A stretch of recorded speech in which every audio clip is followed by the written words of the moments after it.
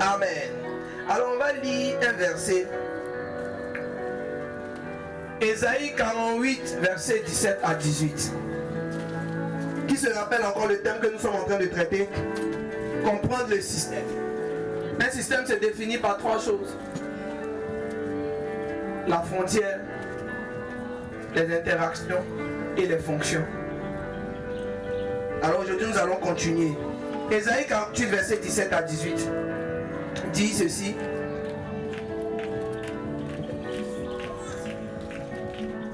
Ainsi parle l'Éternel ton Rédempteur, le Saint d'Israël. Moi l'Éternel ton Dieu, je t'instruis pour ton bien. Dis avec moi, Dieu m'instruit pour mon bien. Je prie que ce matin cette instruction vienne pour ton bien. Amen. Je te conduis dans la voie que tu dois suivre.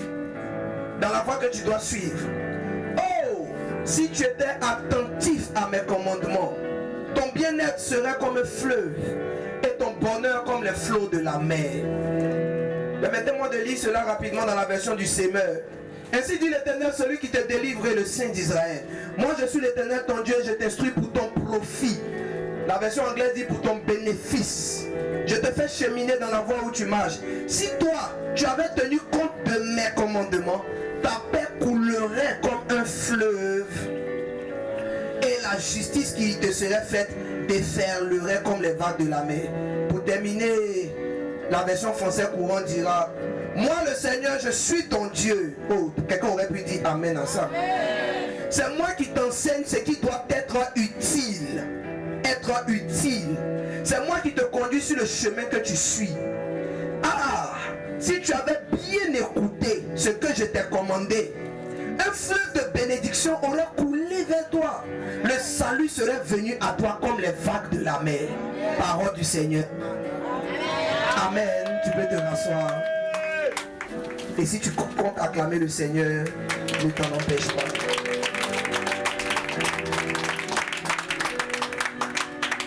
Amen. Ésaïe 48, 17 à 18 nous présente le message de Dieu à son peuple par l'intermédiaire du prophète Ésaïe. Il dit: moi Dieu j'ai parlé, je suis l'Éternel ton Dieu. J'ai parlé, mais tu n'as pas écouté. En d'autres termes, si tu avais écouté ou si tu étais attentif, il dit si tu avais tenu compte, si tu avais bien écouté. Les différentes traductions nous confirment que Dieu a parlé. Le peuple a reçu ce que Dieu a dit, mais ils n'ont pas fait attention. Et puis, la conséquence, c'est qu'il dit, si tu avais tenu compte de mes commandements, ta paix coulerait. Lorsque tu vois un enfant de Dieu qui n'a pas beaucoup de paix, quand on dit couler, ça veut dire ça va abonder, ça ne sera pas difficile, ça sera fluide. Quand tu vois un enfant de Dieu qui a une vie tout le temps tourmentée, tu vois un enfant de Dieu qui manque de paix, ça veut dire que Dieu lui a parlé, mais quelque part il n'a pas écouté. Il dit, tu n'as pas tenu compte. Il dit, si tu avais bien écouté, c'est le même sens, c'est juste une autre manière de dire. Si tu avais bien écouté ce que je t'ai commandé, un fleuve de bénédiction aurait coulé. Quand la bénédiction ne coule pas, quand la bénédiction tarde, manque ou diminue, ça veut dire qu'il y a quelqu'un qui n'a pas bien écouté. Je voudrais que tu m'aides à demander à une ou deux personnes, est-ce que quand tu écoutes la voix de Dieu, le message de Dieu, la prédication, tu écoutes bien? Est-ce que tu tiens compte de cela pour vivre? Parce qu'une chose est d'écouter ça ici et de te lever comme si tu n'avais rien écouté. Et je sais qu'il y a beaucoup de candidats à ça ici. Après le culte, tu leur demandes, ils ont dit quoi? Ils disent, c'est l'histoire là, non? L'oiseau qui a atteint la hauteur de l'avion là. Voici ce que quelqu'un retient d'un message. Il dit, oh, c'est une exclamation. Une autre version dit, ah, si tu avais bien écouté. Quand il dit, oh, c'est comme une marque de regret. Ah, si tu avais bien écouté, c'est que tu as manqué ça. Le secret, c'était de bien écouter. Le secret, c'était d'en tenir compte dans ta vie. Le secret, c'était de suivre de manière attentive. Il dit, je t'instruis pour ton traduction qui dit la même chose. Dit je t'instruis pour ton profit. Instruire veut dire enseigner. C'est-à-dire je t'enseigne pour que tu aies un bénéfice. La version anglaise dit for your benefits. Pour tes bénéfices. Et je t'enseigne. Je te dis quoi faire. Je te dis quoi faire. Mes amis, nous sommes en train de parler de l'importance du système. Bâtir l'église, comprendre le système. Je suis sûr et certain qu'il y a quelqu'un qui n'est pas en train d'être attentif. Et c'est la raison pour laquelle je commence par cela ce matin. Tu devrais et tu gagnerais à être attentif. J'ai pas bien saisi. Attentif. Tu gagnerais à être attentif. Pendant que le message passe, le petit temps que tu passes sur WhatsApp pour répondre, tu manques la clé. Il dit, si tu avais été attentif, tes bénédictions auraient coulé comme un fleuve. Comme un fleuve. Tu connais Atia Salé, tu as passé Atia Salé sur le pont. Tu vois ce qui passe en bas? C'est un fleuve. C'est comme ça que tes bénédictions allaient être. Je prophétise et j'annonce au nom de Jésus. À compter de Jésus, d'aujourd'hui, tu écouteras les messages avec attention. Tu appliqueras et tu en tiendras compte dans ta vie de tous les jours. J'ai dit, si j'ai écrit la Bible, ne crois pas. Si c'est la parole de Dieu que tu respectes et que tu crois être la vérité, écoute attentivement. Il dit, si tu avais tenu compte, si tu étais attentif et si tu avais bien écouté ce que je t'ai commandé, un fleuve de bénédiction aurait coulé. Si quelqu'un te dit je veux être béni, dis-lui la solution, c'est de trouver un endroit où on enseigne la parole de Dieu et prête attention, sois attentif. Ça veut dire, quand tu écoutes comme ça, essaie de voir ce qui est à l'intérieur que tu pourras appliquer à ta vie. Si tu le fais, c'est parce que ça tenir compte de ça. Comme je veux insulter, mais la Bible dit n'insulte pas, donc je tiens compte de ce que la Bible a dit, alors je n'insulte pas. Ça veut dire, tenir compte signifie que ce qu'on m'a dit, je vais l'appliquer, je vais considérer cela. Je prie que quelqu'un ait la force de considérer tout ce qu'il entend, de le mettre en pratique, de le vivre au quotidien. Ne viens pas à l'église écouter des choses que tu n'appliqueras pas. Les fleuves de bénédiction ne seront pas ton partage.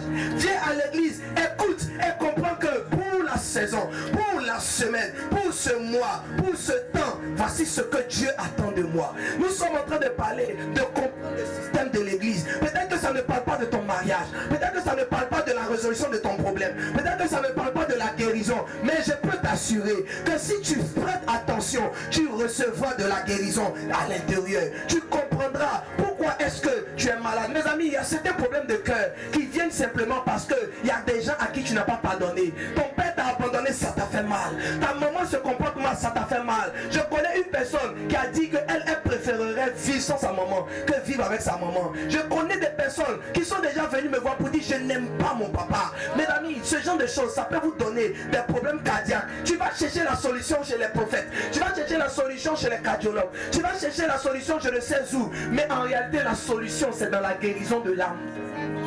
C'est dans la guérison de cette blessure que tu traînes depuis l'enfance. Alors si tu prêtes attention au système des familles, tu vas voir que Dieu est en train d'envoyer une solution pour penser ta plaie. Mais toi tu es en train de chercher l'huile d'onction miraculeuse qui vient d'Israël. 200 000 là. Et tu vas tenter, ça ne payera pas. Tu vas essayer, ça ne donnera pas le résultat. Parce que ce n'est pas ça ton problème. Mais tu n'as pas été attentif. Alors la bénédiction n'a pas coulé. Les fleuves n'ont pas coulé. Ma prière ce matin, c'est que quelqu'un arrête d'écouter les prédications et les séries d'enseignements juste comme une formalité. Vu que le dimanche on va à l'église, il faut bien écouter un message. Alors j'écoute ce message et puis bon, la vie continue. Non. Je suis sur le point de prendre une décision. Quand tu écoutes le message te dit non, cette décision n'est pas bonne. Même si tu étais sur le point de la prendre, tu dois la laisser. Parce que tu tiens compte du message, c'est ainsi que la bénédiction va venir. Il dit la paix. La paix, ça veut dire que tu ne seras pas troublé, tu ne seras pas perturbé, tu vas être heureux, tu ne seras inquiété ni de gauche ni de droite, par rien, ni la maladie, ni les démons, ni les sorciers. Un sorcier c'est qui? Un sorcier, c'est juste quelqu'un qui exploite les failles de ta vie. Mais comment les failles, les brèches, les ouvertures se colmatent et se soudent? Par la parole de Dieu. Maintenant la parole de Dieu, tu la prends comme facultative. Il y a des choses dedans que tu veux veux faire, il y a des choses dedans que tu refuses de faire. C'est la raison pour laquelle la paix n'est pas continue, la paix n'est pas abondante. Je prie au nom de Jésus que la paix soit là. Il dit ton bien-être serait comme un fleuve. C'est quoi le bien-être? Quand tu es là, tu te sens bien dans ta peau. Tu as un peu d'argent sur toi, tu as un boulot, et puis tu es un cheminot ou une cheminante, ta famille se porte bien, quand tu te réveilles, je sais que vous avez déjà vu ça, parce que tout le monde l'a déjà expérimenté. Il y a des jours où tu te réveilles, tu n'es pas malade, mais tu sais qu'à l'intérieur de toi tu vas mal. Tu es vraiment pas à l'aise dedans. Et puis il y a d'autres jours, tu sais même pas ce que tu as mangé la veille, mais tu te réveilles avec un de ces tonus, avec une de ces vivacités. Tu es heureux. Tout ce qu'on, même si on te dit imbécile, tu as dit merci, je sens ça. Parce que tu es tellement de bonne humeur. Cette deuxième hypothèse, ce deuxième cas, c'est ça bien se sentir. C'est ça bien se sentir. Le bien-être, il dit ton bien-être allait déborder comme un fleuve. Je t'ai parlé de trois choses: les bénédictions, le bien-être. Et la troisième chose, c'est quoi si tu as été attentif? On a parlé de bénédiction. Après, j'ai parlé de quelque chose. Et puis après, j'ai dit bien-être. Au milieu, là, c'était quoi? Ah. Tu vois que tu n'es pas attentif. Et c'est la raison pour laquelle généralement c'est compliqué chez toi. Je ne veux pas t'embarrasser, non, c'est pas mon but. Mon but c'est de te montrer que c'est toi-même le responsable du fait que tu vis les difficultés que tu vis. Pas un prophète, pas un pasteur, pas qu'il n'est pas loin, pas qu'il ne cherche pas suffisamment, c'est toi. J'ai beau prier, chercher Dieu, venir avec la révélation. Je t'ai dit trois choses qui vont arriver si tu es attentif. Tu as déjà oublié un. Peut-être même tout. C'est la raison pour laquelle il est préférable d'avoir des petits cahiers dans lesquels tu vas noter les choses importantes. Si tu avais un cahier, tu baissais la tête, tu te levais et tu dirais c'est la paix. La paix, les bénédictions. Et la troisième chose c'est quoi? Ma soeur qui a les jolies lunettes là. La troisième chose c'est quoi s'il vous plaît? Voilà. Le bien-être. On peut acclamer le Seigneur pour notre soeur. Wow. Elle était attentive, elle était vigilante. Alors on a dit le bien-être, la paix et puis quoi? Le frère qui est derrière, amen. C'est quoi? Le bien-être, la paix et puis quoi? La bénédiction. Ah, maintenant tu es attentif. Tu vois, à partir de la première question, pour la deuxième question, vous tous avez été attentifs. C'est comme ça que Dieu veut que vous soyez. Chaque dimanche, chaque fois qu'il vous parle, même si tu écoutes un message à la radio, à AMCI, à la télé, parce que c'est la chaîne que je recommande, et tu écoutes sur YouTube le pasteur, fais attention, sois attentif, alléluia, sois attentif, fais attention, sois attentif, ne sois pas distrait. Il y a une information qui va venir et catapulter ta vie, t'envoyer au niveau supérieur. Oh, tu as manqué de dire amen. C'est une seule information qui va te rendre mariable. Un jour, j'ai rencontré une jeune fille, disons, qui m'a dit, elle veut se marier. Mais quand elle est rentrée dans le petit salon de la réception, l'odeur qui m'a accueilli était insupportable. Et je ne connais personne sur cette terre, à moins que lui aussi soit comme ça, qui aurait envie de prendre cette odeur pour femme. Oh, la fille, elle n'est pas mal. Mais l'odeur qui l'accompagne est très mal. Que fallait-il faire? Lui apprendre à se débarrasser de cette odeur. Ce jour-là, j'ai fait une exhortation, mais je n'ai pas exhorté sur donne ta vie à Jésus. Elle a déjà sa vie à Jésus. Mais c'est le vraiment nous qui dégage une petite odeur qui n'est pas intéressante. Alors, je l'ai aidé. J'ai pris maintenant le livre de Proverbes 7 et je lui ai dit, on a lu ensemble. Je lui ai dit, tu vois, cette femme-là, on l'appelle la femme étrangère. Mais regarde la sagesse diabolique que Satan lui a donnée. Elle a dit au gars que mon lit est parfumé de temps en temps, de myrrhe, de cinnamon, etc. etc. C'est comme ça que Satan fait en sorte que les filles font tomber les hommes. Alors si tu mets le parfum, Jésus fera en sorte que tu attires ton mari. Elle a applaudi, elle m'a béni, elle a fait une offrande et puis elle est partie. Depuis lors, elles sont très bonnes. Alléluia. Moi je n'ai pas encore marié, mais je suis sûr que c'est maintenant les compteurs ont été mis à zéro. Le mari arrive. Yes, le mari arrive. Dis à quelqu'un, si tu es attentif, parce qu'il y a quelqu'un d'autre qui aurait dit, il veut me dire quoi, qu'il sent quoi. Ah, tu vois, toi tu ne tiens pas compte des choses qu'on te dit. Je suis allé le voir, au lieu de prier pour briser l'esprit de célibat de ma famille là, c'est affaire de parfait, il veut me dire. Il veut dire quoi? C'est aujourd'hui son même esprit lavé. Oh, toi tu sais que ça fait longtemps que tu t'es pas lavé.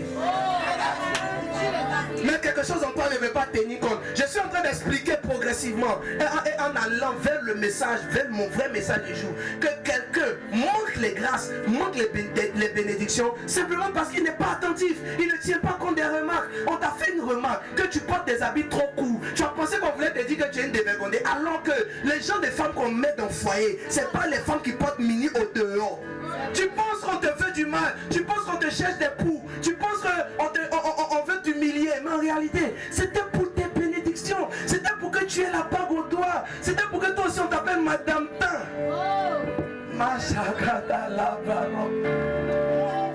Ça fait un mois que tu portes la même perruque. Si on te fait une petite remarque, tu vas dire, hé, c'est bien, l'homme n'a pas l'argent. S'il avait l'argent, tu as dit, il n'allait pas faire. Excuse-nous, dis à voisin, excuse-nous. Pardonne-nous. Certaines personnes se fâchent. Chaque fois que moi je viens à l'église, c'est là le pasteur va dire, manquer les cuisses c'est pas bon, manquer les cuisses c'est mauvais, c'est moi il veut embarrasser. Mais comment on va te donner le secret pour que les bénédictions viennent à toi? Jésus a besoin, regarde, toi-même ta douche te réclame souvent, vrai ou faux? Souvent toi-même tu passes devant la télé, tu dis, il y a longtemps ici rentrer dedans. Et puis tu as envie de rentrer dedans, vrai ou faux? De temps en temps, tu penses à ça. Pourquoi? Parce que le réflexe quand tu es sale, c'est d'aller te nettoyer, te laver. C'est d'aller dans la douche pour te rendre propre. Vrai ou faux? Alors quand tu vas dans la vie de tous les jours, puis tu écoutes n'importe quelle musique, tu passes ici aux musiques, là-bas aux musiques, tu entends des insanités, les gens sont pervers, sur les réseaux, tu fais espoir ou pas, tu entends certains lives. Quand tu sors de là, le week-end là, tu t'en vas boire quelques bières. Quand tu as fini ça là, tu ne veux pas qu'on te dise de venir te laver.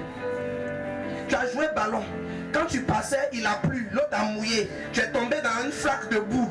Tu es arrivé à la maison, on dit va te laver, tu dis, vous voulez dire quoi? C'est moi ceci sale ou bien? C'est forcé d'entrer dans la douche. Et c'est tous les jours on rentre dans la douche. Le mec peut rentrer dans la douche, mais tu es sale. Aide-moi à dire voisin, si tu es sale, on va te dire quoi? On te trouve sale. Séance tenante là, maman Eliane, je trouve quelqu'un qui est sale. Si c'est pas pour lui dire que va te laver, que tu es sale là, je devrais dire quoi si je l'aime? Que ignorant ta saleté, tu es quand même beau, hein? Ça veut dire quoi? Alors si ton problème majeur, c'est ton irrégularité occulte, le jour où je t'attrape, la première chose qu'il doit traiter, c'est ça. Parce que si ça est quitté, tu seras heureux. C'est pourquoi tu dois tenir compte de tout ce que tu entends. Tu as manqué de dire amen fort. Il dit, je t'enseigne, je t'instruis pour ton bien. Alors quelle est l'une des instructions que Dieu a données? Elle se trouve dans Genèse 49, verset 28. Est-ce qu'on peut lire ensemble Genèse 49, verset 28? Il dit en Genèse 49, verset 28, donc ce sont là tous ceux qui forment les 12 tribus d'Israël. Et c'est là ce que leur dit leur Père en les bénissant. Il les bénit, chacun selon sa bénédiction. Quand on parle de tribu, on parle de quelque chose, une sagesse de Dieu, une intelligence très ancienne que l'Éternel a enclenché à partir du jour où il a béni un certain Jacob. Jacob, c'est le fils, si vous voulez, c'est le petit-fils d'Abraham. Son papa c'est Isaac. Isaac, c'est celui que Abraham voulait sacrifier là, que Dieu a sauvé. Quand Isaac s'est marié, il a mis au monde des jumeaux, Ésaü et Jacob. Jacob a lutté avec Dieu et avec les hommes. Et il a été trouvé vainqueur. C'est l'Éternel qui l'a dit. Alors son nom a changé. Dieu l'a béni. En Israël. Je vous ai dit, Israël, ce n'est pas le nom d'un pays. C'est le nom de quelqu'un. Donc si un pays porte ce nom, ça veut dire que ce quelqu'un, c'est tellement élargi. Sa descendance s'est tellement amplifiée qu'il est devenu un pays. Et c'est ce que le Seigneur avait dit à Abraham. Il a dit, j'ai rendu ton nom grand. Et ta progéniture, tes descendants comme le sable de la terre, au bord de la mer. Donc le Seigneur a rendu le nom d'Abraham grand. Mais par qui? Par Isaac, non. Isaac a eu deux. Donc par Jacob.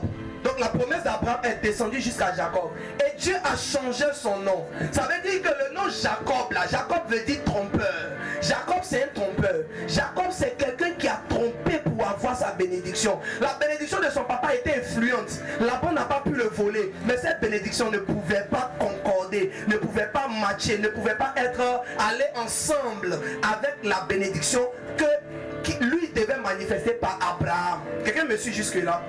Son papa l'a béni, mais il a fait un plan avec sa maman. Donc cette bénédiction, ça c'est la bénédiction d'Isaac. Mais l'Éternel ne peut pas bénir quelqu'un qui a fait un faux plan comme ça. Isaac l'a béni, mais Isaac pensait bénir Ésaü. Donc il y a eu un peu de... ça a été biaisé.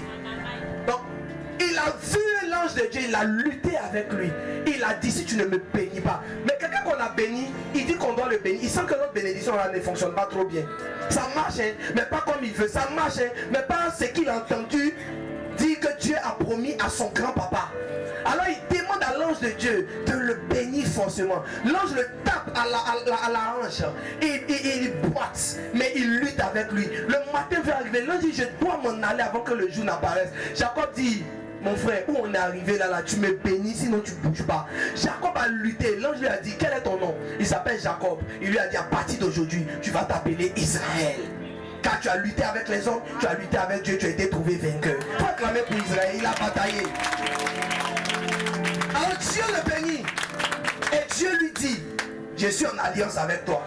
Cette alliance, comment elle va se manifester? Donc après Jacob, tu dois faire attention à tout ce que Dieu fait. Parce que là, Dieu s'est engagé à bénir ce gars. Ça veut dire que tout ce que la vie de Jacob va produire est le fruit de l'alliance que Dieu vient de contracter avec cet individu.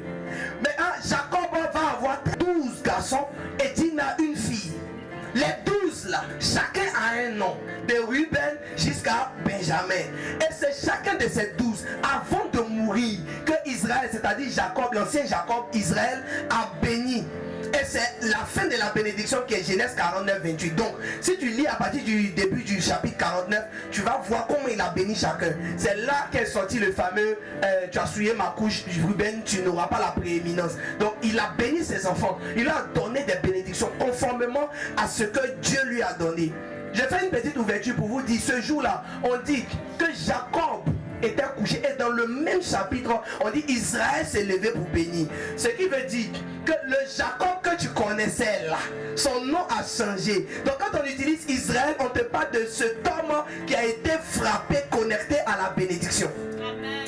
Est-ce que quelqu'un est toujours avec moi jusque là? Quand on dit Jacob, c'est l'ancienne nature. Donc on dit Jacob a convoqué ses fils et Israël les bénit.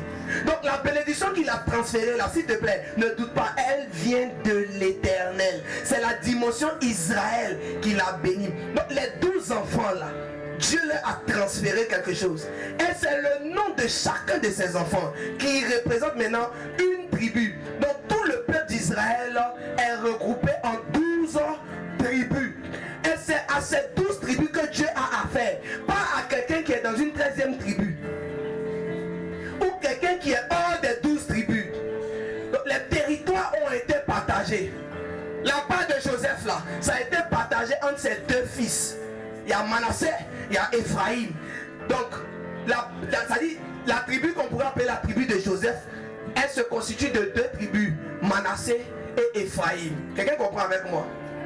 Donc Dieu est en train d'honorer sa parole envers Jacob et il crée dans le cœur de Jacob l'intention ou l'intelligence avant sa mort, parce que dès que Jacob a fini ça, on dit il retira ses pieds dans son lit et il mourut. Donc dès qu'il a fini de les bénir, il est mort. Avant, c'est-à-dire quelques instants avant de mourir, ce que Jacob a fait, c'était de placer les piliers de l'organisation de Dieu. Quelqu'un a dit avec moi organisation?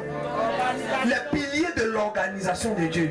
Donc avant de mourir, il a laissé la pensée de Dieu. Sinon les frères allaient se considérer comme des frères. Mais là on dit, voici, n'est-ce pas, ce sont là tous ceux qui forment les 12 tribus d'Israël. Ça c'est la première fois que le mot tribu apparaît dans la parole. Tribu. C'est la première tribu d'Israël, c'est maintenant c'est créé. À partir de la bénédiction d'Israël à ses fils. Alors qu'est-ce qu'on doit retenir de là? Dieu, pour mieux administrer, pour mieux conduire et pouvoir tenir ses promesses de bénédiction, a organisé les enfants de celui à qui il a donné la bénédiction là en tribu. Aide-moi à demander à quelqu'un, est-ce que tu comprends l'importance d'une tribu? C'est la sagesse pure et brute de Dieu, ça n'existait pas avant lui. C'est la bénédiction d'Israël qui a engendré ça. C'est par révélation qu'Israël a béni ses fils et les a installés comme des tribus. Et tout le long des Écritures, tu vas voir que le Seigneur va fonctionner avec Israël par tribu. Ils vont aller en esclavage, ils vont revenir de l'Égypte, ils vont marcher par tribu, ils vont s'installer dans le camp en tribu, ils vont dire tribu de ceci. Et à l'intérieur de tribu, il y a une administration que Dieu a créée. Même si tu n'as pas compris tout ça, retiens au moins que tribu, c'est Dieu qui a créé pour pouvoir organiser les enfants de celui qui l'a béni, pour que la bénédiction là, ils puissent bénéficier de ça. Quelqu'un comprend ce que Jésus est en train de dire? Si tu comprends cela, claque les doigts comme ça que je vois. Ok. Donc si on te demande qu'est-ce qu'une tribu, tu pourras dire une tribu, c'est la descendance de l'un des 12 fils d'Israël. Point final. Laisse les grandes définitions. Amen. Dieu a dit en Genèse 32 verset 28, il dit ton nom ne sera plus Jacob, mais tu seras appelé Israël. Le jour de ce changement de nom, une bénédiction étrange est rentrée. Mais Israël, Jacob qui est sur la terre ici, avant lui il n'y avait pas de tribu. Donc il ne peut pas avoir cette sagesse. Dieu lui a inspiré cette sagesse pour pouvoir continuer à travailler avec son peuple avant sa mort. Donc le propriétaire de la bénédiction là, il est mort. Ses fils doivent prendre héritage de bénédiction. Je prie que Dieu se souvienne d'un héritage de bénédiction que quelqu'un mérite et te l'accorde au nom de Jésus. Quand il a donné cette bénédiction, il est mort. Donc ses fils maintenant, Dieu a commencé à traiter avec eux, pas avec une seule personne, mais avec 12 personnes. C'est la raison pour laquelle dans cette église, le Seigneur nous a inspiré le système des tribus. Pourquoi? Parce que nous croyons que nous sommes des fils d'Abraham aussi. Alors, la manière dont tu t'en vas en Israël, tu vas trouver des descendants de Ruben, des descendants de Siméon, des descendants de Lévi, des descendants de Gad, des descendants d'Issachar, des descendants de Dan. C'est comme ça aussi dans cette église. Prophétiquement, on a aussi Ruben, on a Siméon, on a Lévi, on a Issachar, on a Dan. Tout ça pour nous connecter à la bénédiction de la parole de Dieu. Donc si tu n'es pas dans une tribu et que certaines paroles de Dieu te touchent au hasard, mais que la plupart des bénédictions ne te concernent pas, ne dis pas le pasteur est un faux pasteur. C'est toi qui n'es pas dans le peuple d'Israël. Aide-moi à demander à quelqu'un, toi mais tu es de quelle tribu au juste? Tu vois, ça ne ressemble à rien, mais en vérité, c'est bien là la source de tous tes problèmes. C'est là. C'est là la source de tous tes problèmes.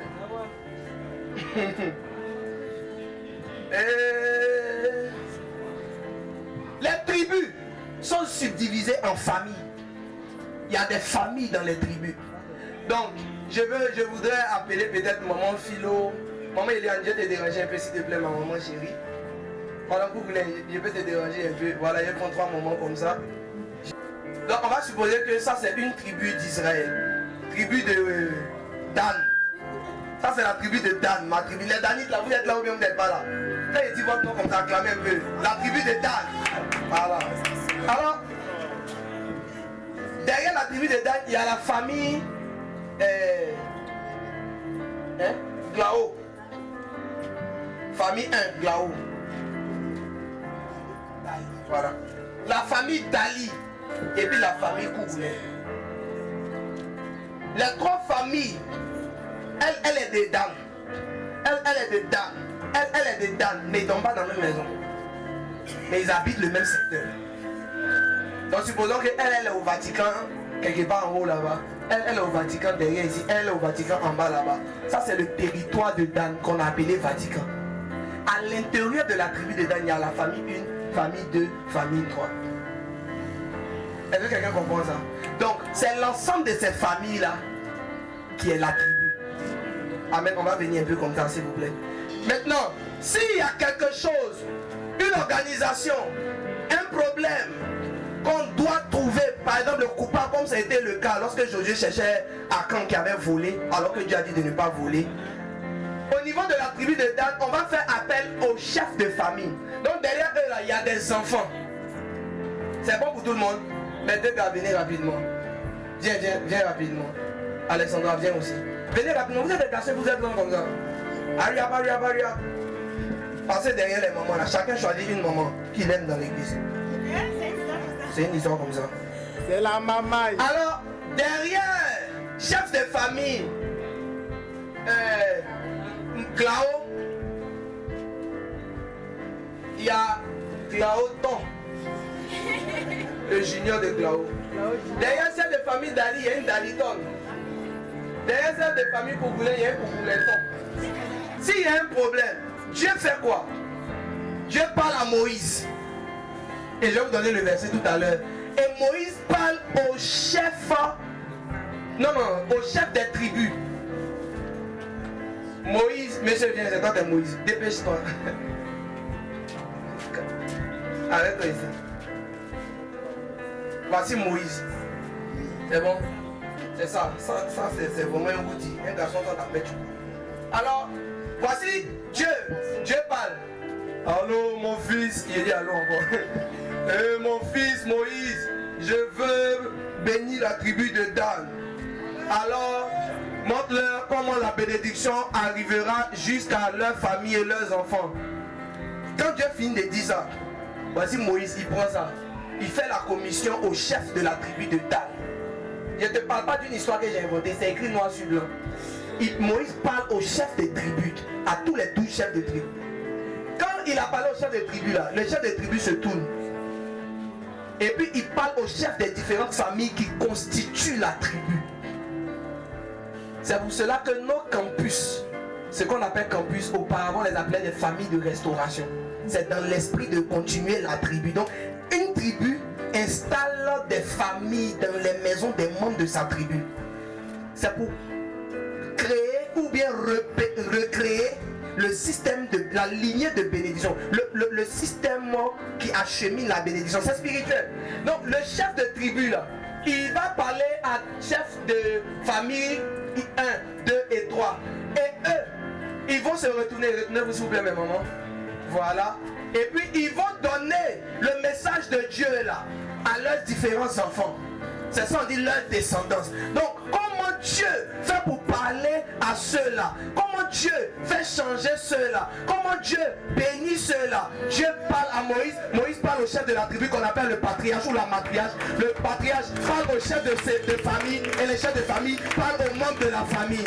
Alléluia. Est-ce que quelqu'un peut dire Amen avec moi? Merci beaucoup à vous. Surtout au moment que Dieu vous bénisse pour votre disponibilité. Est-ce que quelqu'un comprend ce que je suis en train de dire? Oh yes! Et si vous avez remarqué, l'aboutissement, c'est que Dieu veut impacter et influencer les familles. Donc les tribus, c'est l'ensemble des familles. Mais Dieu regroupe toutes les familles pour pouvoir gérer en fait les familles de façon unifiée. Donc au lieu de parler en famille 1, famille 2, famille 3, et puis en appliquant, chacun aura son interprétation, Dieu envoie une information centralisée au pasteur Moïse. Moïse communique cela au chef de tribu. Donc si on vient dans notre église, ça sera quoi? Dieu donnera l'instruction au pasteur Lédjou. Le pasteur dira, ou bien ça peut être même un autre pasteur, je peux peut-être aller ouvrir une église ailleurs, on ne sait jamais, mais au pasteur résident, au pasteur principal. Le pasteur communiquera automatiquement, après avoir prié, reçu de Dieu clairement les détails, les informations au patriarche. Les patriarches là, ils ne sont pas censés aller dire ce qu'ils veulent. Ils sont censés aller dire ce que Dieu a dit au pasteur de leur dire. Eux, ils le répètent aussi aux chefs de famille. En l'occurrence, les chefs de tribu, les chefs de groupe dans la tribu, les responsables de la tribu, aux différents chefs des familles, des ensembles de personnes. Et puis les chefs de famille maintenant communiquent ça aux familles. Donc le pasteur est depuis sa chambre de prière et l'information est arrivée au quartier Benoît au fond. Tu t'imagines, si le pasteur doit passer chez tout cela pour leur dire chacun une prédication de 30 minutes, à quel moment ce message-là va arriver intègre et de manière fidèle jusqu'au dernier fidèle au fin fond de Bribouri? Mais il y a un moyen que Dieu a créé pour ça. Parce que la parole de l'Éternel, c'est en elle qu'il y a la vie. Ne cherche pas la vie ailleurs. La vie est dans la parole. La vie, c'est la parole. Et en la parole était la vie. Donc la vie est dans la parole de Dieu. Je suis en train d'expliquer à quelqu'un que vivre en dehors du système, même si tu côtoies l'église, ça ne te bénira pas. Même si tu viens au culte, ça ne te bénira pas. Tu gagneras à être dans le système des tribus. Parce que c'est une alliance de bénédiction qu'on est en train de perpétuer. On est en train de rendre pérenne. On est en train de se mettre dans quelque chose à quoi on a droit seulement à cause de Jésus. Sinon, on n'est pas juif. Mais grâce à l'alliance en Jésus-Christ, nous aussi, nous sommes fils d'Abraham. Donc toi aussi, tu as la même bénédiction que le juif qui est né en Israël. Mes amis, j'ai fait une étude. Les 3 premiers plus riches du monde actuellement. Vous savez que Elon Musk a dépassé 1000 milliards de dollars. Il est trilliardaire. C'est le premier sur la terre à vivre ce mot. Il est trilliardaire. Elon Musk, dans son background, est un peu juif. Il a un côté juif. Tu vois, dans même temps, tu dis tu es café au lait, baoulé bété. Ou bien gros bété. Que ton sang est chaud. Hein. C'est comme ça. Lui aussi, il est quelque chose juif. Jeff Bezos a un côté juif. Il a été élevé par une famille juive. Zuckerberg, il a un côté juif. Les 3 qui sont à la tête en haut là-bas, là, ils sont juifs. Tu penses que la Bible ment? Va faire tes recherches toi-même. Et dis-moi, si la parole de Dieu t'a pas dit que les fils d'Israël seront à la tête. Et puis ils sont vraiment à la tête. Tu te demandes, est-ce que ce gars il est le plus intelligent? Il n'est pas le plus intelligent. L'entreprise Tesla qu'il est en train de conduire, c'est pas lui qui l'a fondée. Il a juste payé des actions. On le temps, ils vont se rendre compte. Et juif a eu action, il est devenu le boss. Il est devenu le boss. Parce que la parole de Dieu est la vérité. J'ai dit, c'est parce que tu ne comprends pas que c'est le chemin de la bénédiction qui est là, que ça te fatigue. J'ai créé par la grâce de Dieu mon entreprise le 14 février 2018. Personne ne pouvait me faire confiance. Ma première cliente, d'ailleurs mes 2 premiers clients sont sortis de la tribu de Joseph à laquelle j'appartenais. Quand Dieu veut bénir quelqu'un, il commence par sa tribu. Toi qui n'as pas de tribu, j'ai dit, oh, si tu étais attentif. Ah, si tu avais bien écouté. Hey, si tu pouvais prêter attention. C'est ça, c'est le A de Dieu. Il dit, mais je veux les bénir. Mais ils ne se réunissent pas. Mes amis, il n'y a aucun écosystème où il n'y a aucun environnement dans lequel les gens sont divisés et puis ils deviennent quelqu'un. Jamais. C'est l'union qui fait la force. C'est l'union qui fait la force. Tu penses que toi seul, ce que tu es en train de faire, c'est quelque chose. Tu as l'impression que c'est quelque chose. Mais tu ne sais pas, si tu avais 3 personnes derrière toi, ce que vous pourriez faire. Ce que tu réussis à faire seul, qui fonctionne. Imagine-toi, si tu avais pu te faire soutenir par 10 autres personnes. Regarde le résultat. Toi seul, tu as pu avoir 1000 francs à la fin de la semaine. Si vous étiez 5, vous auriez eu 100 000 francs. Très peu de personnes font confiance à une personne qui est seule. Mais à partir du moment où quelqu'un est marié ou bien ils deviennent 2 associés, les gens commencent à leur faire confiance. On s'est dit qu'une seule personne peut te tromper. Mais 2 personnes, il faut d'abord qu'ils se mettent d'accord pour te blaguer. Et ça devient un peu plus difficile. Les gens font confiance aux gens qui évoluent en groupe. Regardez, dans certains pays de l'Afrique de l'Ouest dont le nom commence par une lettre de l'alphabet. Regardez bien dans ces pays-là. Il y a certains peuples qui sont des champions incontestés, par exemple du textile ou bien du commerce. Et quand vous regardez leur façon de fonctionner, c'est vraiment l'unité qui est leur force. Tu vas voir un qui a ouvert peut-être son commerce ici, disons, supposons une boutique. Le temps que tu te rends compte, il y a un de ses frérots qui est venu à lui. Au début, il ne parle pas bien français. Jusqu'à après, il apprend à parler français un peu, il casse. Et puis tu t'es mort. Et puis souvent, tu dis, Diallo, toi aussi, ça, on ne dit pas une, on dit un. Ok, toi tu es en train de lui montrer orthographe et grammaire. Non, on ne dit pas une, on dit ceci. Il faut accorder Diallo, ok. Diallo finit par comprendre bien français. Son frère aussi, il est ici. À un moment donné, tu ne vois plus Diallo 1, c'est Diallo 2 qui est resté. Lui aussi, ça va saluer un peu les parents. En revenant, il vient à Diallo 3. Et puis il crée une deuxième boutique. Tu vois comment Dieu est en train de les bénir. Mais c'est parce qu'il y a un premier Diallo qui n'a pas dit non, ne m'envoyez pas mon deuxième Diallo. N'envoyez pas mon frère, il va m'envahir ici. Est-ce que quelqu'un comprend ce que je suis en train de dire? Alors pendant que toi tu trouves une opportunité de business, tu vends quelque chose dans ton école qui fonctionne. Comme tu es égoïste, tu ne parles pas de ça à quelqu'un. Alors que tu aurais pu donner ce business à quelqu'un qui est dans un autre établissement. Et ton entreprise venait d'avoir 2 branches. Mais tu préfères vivre seul. Est-ce que tu crois que créer une entreprise qui fonctionne, c'était juste le plan de Dieu? Dieu voulait que tu domines la terre, pas que tu sois toujours au même endroit. Mais tu vois, tu n'as personne de confiance. Comment tu vas choisir des gens de confiance quand tu n'as aucune famille?